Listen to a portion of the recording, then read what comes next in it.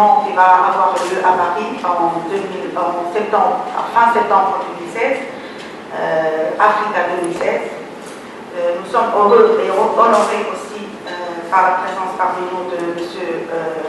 Hauptmeister, un président de Classe Export Group, avec lequel nous avons eu une séance de travail hier pour mettre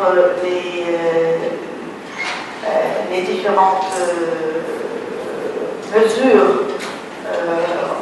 afin de garantir une présence tunisienne à la hauteur de nos aspirations, de l'aspiration de l'ABC, Tunisian African Business Council, présidé par aussi Bessendouki, et à la hauteur des aspirations aussi du CEPEX.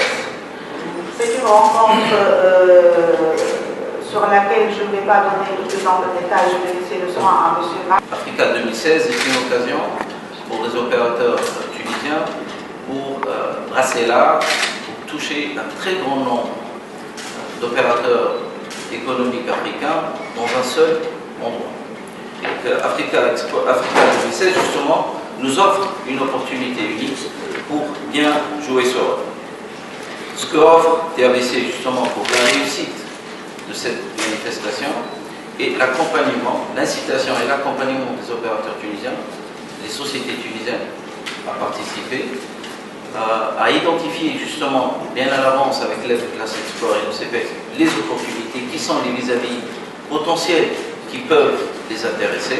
Et c'est vrai qu'Africa 2016 en est une bonne occasion. En deux mots, alors d'abord, les initiateurs d'Africa 2016, c'est la diplomatie économique française, c'est le ministère des Affaires étrangères en France et le ministère de l'Économie qui voulaient prendre un petit peu l'initiative en matière de diplomatie économique. Mais qu'on ne s'y trompe pas, ce n'est pas de la diplomatie économique exclusive, mais inclusive. Alors c'est vrai que Bassem a dit tout à l'heure que c'est vrai que la France peut être un bon vecteur, parce que les entreprises françaises et les grands groupes français, CAC 40 ou les IBEX 120, ils sont implantés depuis longtemps. Toutefois, je pense que les choses ont beaucoup changé ces derniers temps et la mondialisation fait qu'on ne peut plus travailler seul, mais on doit travailler avec. Et donc l'idée, c'est de créer des schémas transversaux sur lesquels on essaye de travailler mieux ensemble pour aller conquérir un certain nombre de marchés. Et il est certain que la Tunisie a véritablement un rôle à jouer sur le sujet.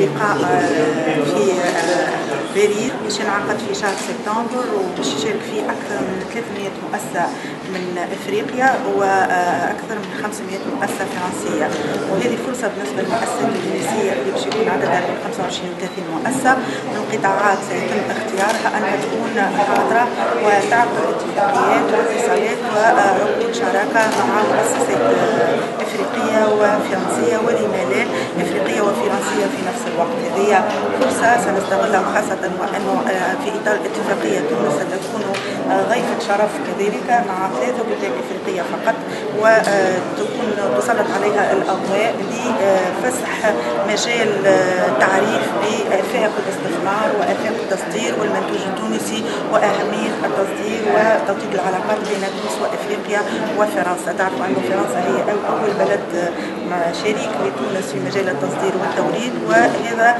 يعطي دعم أكبر وحظ أكبر للمؤسسات التونسية أنها تكون حاضرة بعدد أوفر كذلك على السوق الإفريقي. الملتقى اليوم اللي تم انعقاده في مقر مركز الصادرات هو اجتماع تحضيري للمؤتمر اللي سينعقد في باريس في 22-23 سبتمبر افريكا 2016 افريكا 2016.